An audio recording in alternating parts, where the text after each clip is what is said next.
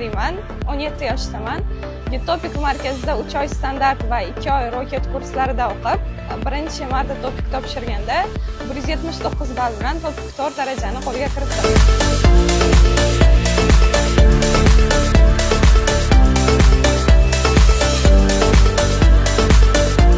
Mana o'qituvchim Ziyovuddin Sem. Topik imtihon kuni biroz hayajon bo'ldi, lekin ustozimiz ham bizning yonimizda bo'lganlari uchun unchalik kuchli hayajonlanmadim. Bu o'quv markazida menga yoqqan tomonlari bu ikkita o'qituvchi bilan shug'ullanish imkoniyati bor va darsdan tashqari yordamchi o'qituvchi bilan birga bilimlarni mustahkamlab olsa bo'ladi. Agar siz ham men kabi topik 4 darajaga erishmoqchi bo'lsangiz, Topikka kelishingizni maslahat beraman.